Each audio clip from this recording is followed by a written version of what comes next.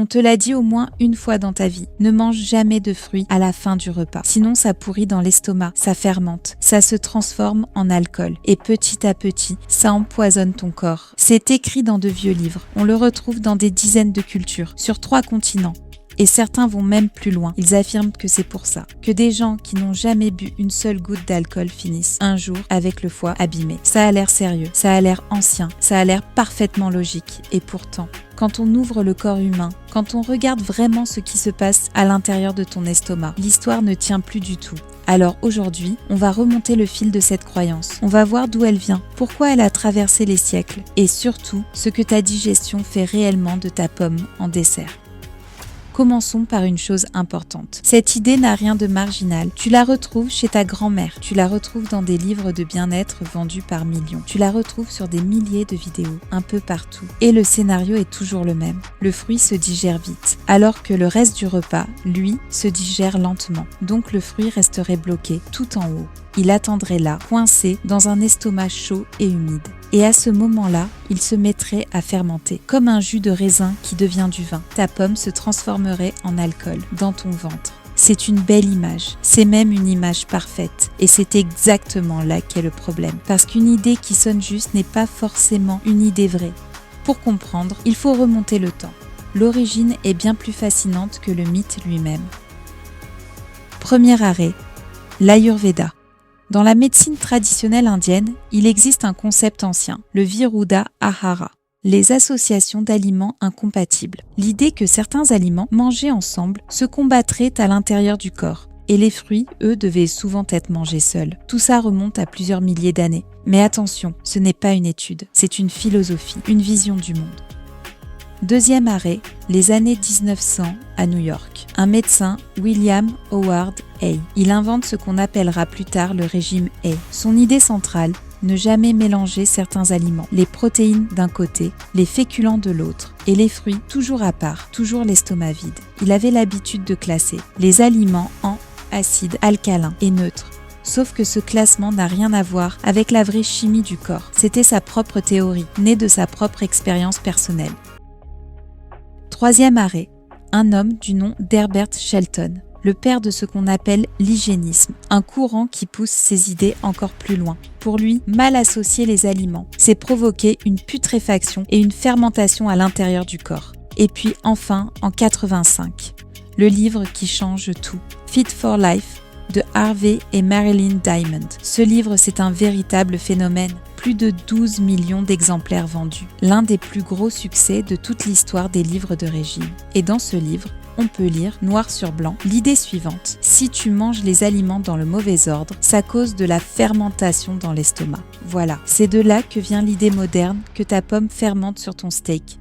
Pas d'un laboratoire, mais d'un best-seller de développement personnel. Et il y a un petit détail qui a son importance. L'Académie américaine des médecins de famille, l'Association américaine de diététique, tous sont classés Fit for Life dans les régimes à la mode, sans base scientifique. Certains scientifiques ont même employé un mot bien plus dur, le charlatanisme. Pourquoi cette idée est-elle aussi collante, aussi difficile à décoller de notre tête? Parce qu'elle s'appuie sur 3 intuitions très fortes. Le fruit paraît léger, le repas paraît lourd. Donc spontanément, on imagine une file d'attente à l'intérieur. L'estomac est chaud et humide. Et on sait très bien qu'un fruit oublié au soleil finit par pourrir. Alors on transpose. La fermentation, ça existe pour de vrai. Le vin, le pain, la bière. Tout ça, c'est bien réel. Alors le cerveau fait clic. Tout semble cohérent. Mais il y a un défaut caché dans ce raisonnement. Ton estomac n'est pas un panier de fruits posé sur une table. Alors entrons dans le vif du sujet. Première vérité, celle qui fait déjà s'effondrer le mythe. La digestion ne se fait pas en file d'attente. Ton estomac ne range pas les aliments par étage. Il n'y a pas le fruit tout en haut et le steak tout en bas. Ton estomac brasse, il malaxe, il mélange tout. Et tout ça devient une sorte de bouillie. On appelle ça le chyme. Et cette bouillie ne repart pas d'un seul coup. Elle est libérée petit à petit vers l'intestin de façon régulée, contrôlée.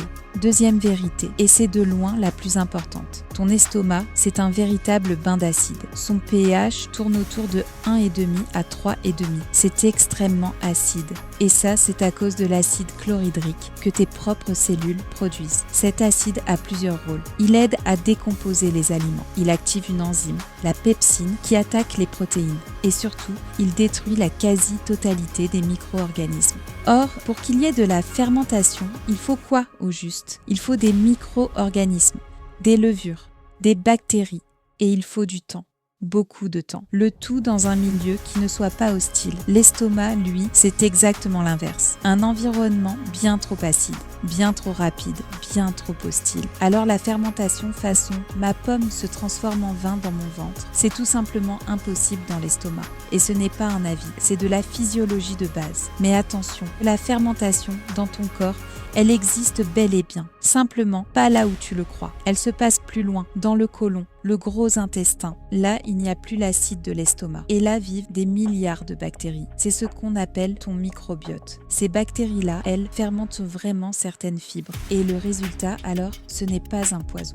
C'est même tout l'inverse. Elles produisent des acides gras à chaîne courte, comme le butyrate, des molécules qui nourrissent tes cellules intestinales, qui participent à la bonne santé de ta flore. Autrement dit, la seule vraie fermentation de ta digestion, c'est une fermentation utile, bénéfique, complètement attendue par ton corps.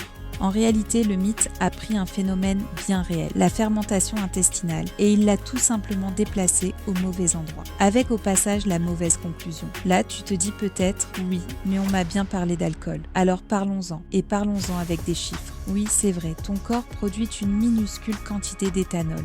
C'est ce qu'on appelle l'alcool endogène, et ça vient en partie de la fermentation par tes bactéries. Mais combien exactement? Les mesures donnent un ordre de grandeur d'environ 0,0000039 grammes par décilitre de sang.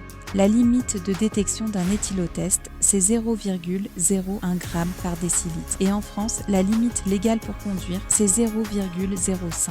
On parle donc ici d'une quantité des centaines, voire des milliers de fois plus faible. Une quantité totalement inoffensive. Ta pomme ne te saoule pas, ni un peu, ni en secret. Alors tu vas me dire, et les gens qui développent une cirrhose sans jamais avoir bu? Ça existe, c'est vrai. Mais ce n'est pas la faute du fruit mangé après le repas. C'est très souvent lié à un foie surchargé de graisse, ce qu'on appelle la stéatose, la maladie du foie gras. Et elle est liée à un excès global. Trop de sucre raffiné, trop de produits transformés, du surpoids. Pas à une petite cerise avalée à la fin de ton plat. Il existe aussi une maladie très rare, le syndrome d'auto-brasserie. Là, des levures anormales présentes dans l'intestin produisent réellement de l'alcool, au point de rendre certaines personnes ivres sans qu'elles aient eu quoi que ce soit. Mais c'est une pathologie exceptionnelle, documentée dans de très rares cas. Ce n'est absolument pas ce qui se passe quand tu manges un fruit normal avec un intestin normal. Une bonne enquête cherche le grain de vérité, et il y en a presque toujours un. Le voici. C'est vrai que les fruits ralentissent un peu la digestion. Pourquoi? À cause des fibres, et surtout des fibres solubles, comme la pectine de la pomme. Elles forment une sorte de gel dans l'estomac, et ce gel ralentit la vidange gastrique. Donc oui, c'est vrai, le fruit reste un peu plus longtemps, mais ce n'est pas un défaut, au contraire. C'est un avantage. Ça te cale plus longtemps, ça lisse la montée du sucre dans le sang, et ça peut même t'aider à moins grignoter par la suite. Le mythe est parti d'un fait bien réel. Le fruit ralentit la vidange gastrique pour en tirer une conclusion complètement fausse. Donc il pourrit et il empoisonne. C'est la recette classique d'une idée reçue, un vrai détail, et tout autour une fausse histoire, ce que disent les spécialistes de la nutrition sur le fond. La digestion, c'est quelque chose de global. Ton corps gère très bien un mélange d'aliments dans un même repas. C'est même la situation la plus normale qui soit. Franchement, quand as-tu mangé, pour la dernière fois, un repas fait d'un seul et unique ingrédient? Quasiment jamais. Et c'est bien normal. Ton corps est construit pour ça depuis des centaines de milliers d'années. Une dernière nuance quand même, certaines personnes se sentent vraiment lourdes après avoir mangé des fruits en fin de repas. Ballonnement, gaz, inconfort. Est-ce que ces personnes inventent? Non, pas du tout. Mais ce n'est pas de l'alcool, ce n'est pas de la putréfaction. C'est le plus souvent une simple sensibilité individuelle. Certains fruits sont riches en FODMAP, ces sucres dits fermentescibles. Et chez les personnes qui ont le côlon sensible, ça peut créer un vrai inconfort. Alors si toi, personnellement, tu digères mieux tes fruits à distance des repas, fais-le, c'est ton confort. Et c'est parfaitement légitime. Mais garde bien à l'esprit que c'est un choix personnel, pas une loi biologique universelle. Et surtout, surtout, ce n'est jamais une raison pour manger moins de fruits, parce que les fruits t'apportent des fibres, des vitamines, des antioxydants. Le pire choix que tu pourrais faire, ce serait d'en avoir peur. Et là, il y a une erreur qu'on fait tous, et elle dépasse très largement la simple question des fruits. On confond ancien et universel avec vrai. On se dit, c'est écrit dans de vieux livres, c'est présent dans plein de cultures différentes, donc forcément, ça doit être fondé. Mais non, une croyance peut voyager pendant des siècles et rester complètement fausse. L'ancienneté n'est pas une preuve, la répétition n'est pas une preuve, et le nombre de gens qui y croient n'est pas une preuve non plus. La seule chose qui compte vraiment, c'est de savoir si ça résiste quand on ouvre le corps et qu'on regarde ce qui s'y passe. Et là, le mythe des fruits qui deviennent de l'alcool dans l'estomac ne résiste pas une seconde. Pas seulement pour les fruits, mais pour tout le reste de ta nutrition. Alors récapitulons rapidement. La digestion ne se fait pas en file d'attente. Tout est brassé, tout est mélangé. L'estomac est bien trop acide pour que la fermentation puisse s'y produire. C'est impossible. La vraie fermentation, elle, a lieu dans le côlon et elle est bénéfique. L'alcool produit par ton corps est infime et totalement inoffensif. Le fruit ralentit un peu la digestion et c'est un avantage, pas un danger. Manger un fruit après le repas ne pose absolument aucun problème pour un intestin en bonne santé. Alors garde ton dessert de fruits si tu l'aimes. Ton corps, lui, sait très bien faire. Si cette histoire t'a fait voir ta digestion sous un jour nouveau, eh bien c'est exactement le but. Ici, on ne suit pas les modes, on ne suit pas les dogmes. On remet la nutrition à plat, avec la science et avec un peu de bon sens. Alors dis-moi, on t'avait dit quoi, toi, sur les fruits et par qui? Et si tu as un mythe alimentaire à me proposer pour la suite, je suis tout oui. À très vite.